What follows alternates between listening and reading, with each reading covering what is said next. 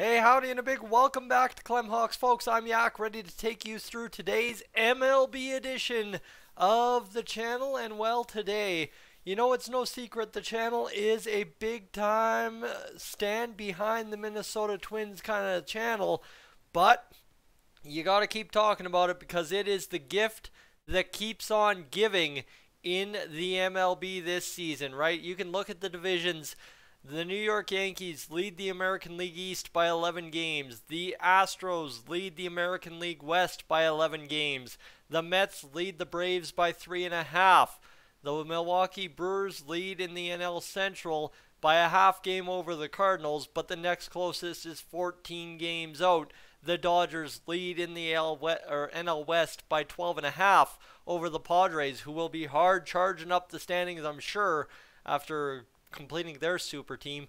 But the team we didn't discuss is the AL Central, which goes Minnesota's in the lead, Cleveland a game back, and then, well, what do you got there? You've got 2 games back, and in third place in the division, the Chicago White Sox. Now, the interesting part here is, right, this is a newly expanded kind of division thing where the wild card will get in, but Minnesota is barely a wild card team. Other than being a division leader, if they fall out, they're out of the wild card even. And then you got Cleveland, who's a game out of the wild card. And then you got the White Sox, who's 2 games out of the wild card. So it's a chase for, well, the division between the Twins, Guardians, and White Sox. Folks, take the next 5-10 minutes as I discuss this, break it down a little bit more with you about thinking about subscribing to the channel. We'd be glad to have you along. We've been crushing it lately. Now up over 3,740 subscribers. Absolutely wowzers numbers. And that's where we're sitting at this point. But folks, it is anyone's game. It is literally anybody's division in the AL Central. There's been times, and yes, the Twins for the majority of the season have been the team standing up here on top of the mountain and everybody else down here. But for right now, things have once again, as they do usually over the last month and a half, whatever you want to say, tighten up, expand, tighten up. But it is one of those special moments in the division late in the season, mid-August, where things have tightened up again, and this is a make or break. The trade deadline's gone and passed. The Twins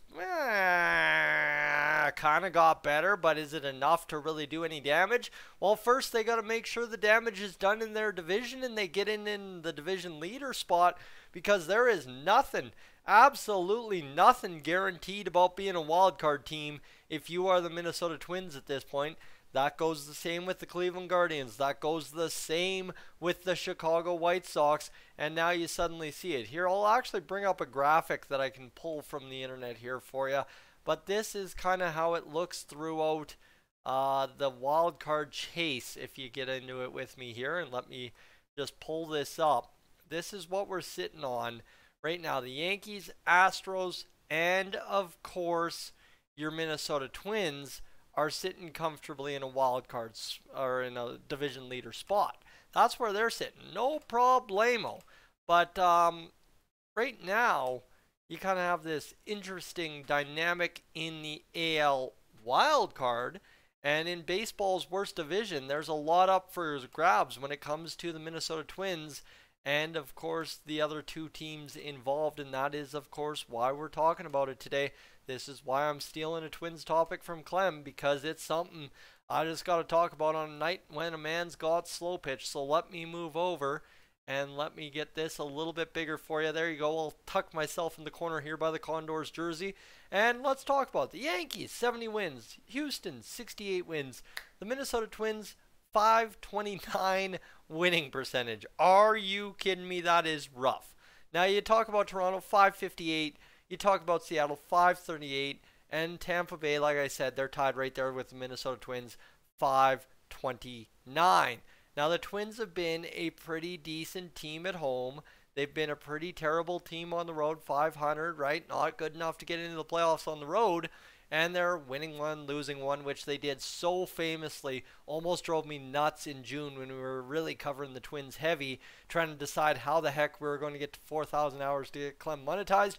Well, here we are now. We can start definitely wheelhousing content, and that's what we're doing right now.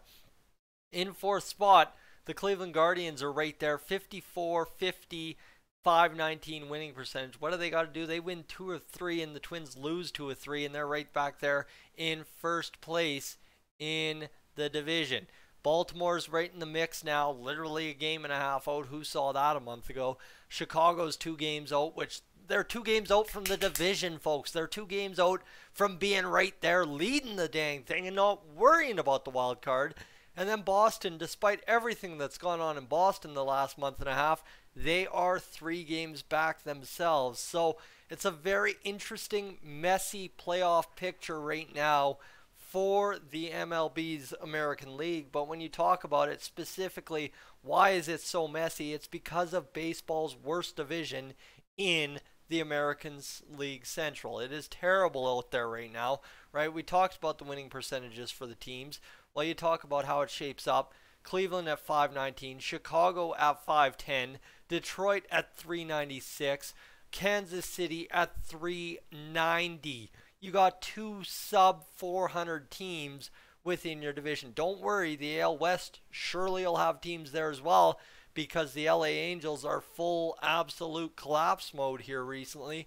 But Detroit and Kansas City, for the time being, hold on to being terrible, with the Oakland Athletics holding down the 383 and the worst record in baseball next to the Washington Nationals over in the National League, who are, in fact, the worst team in baseball. So you look at that, you kind of get an understanding of it. It's anyone's game, right? And that's what I'm kind of preaching on right now, is it's simply put, this division picture is what's going to settle up the wild card in a sense, is if any team gets hot in the American League Central and the Twins hold on to the division lead, suddenly, yeah, you have 2 teams from the American League Central in the playoff picture.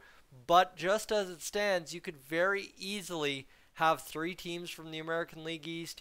You could very easily have the Mariners in there. You could very easily have, right, any combination of anything with the American League Central too. You could have, technically speaking, 2 Central teams and the Mariners make it. You could have 2 Central teams and the Blue Jays make it. You could have anything go on still.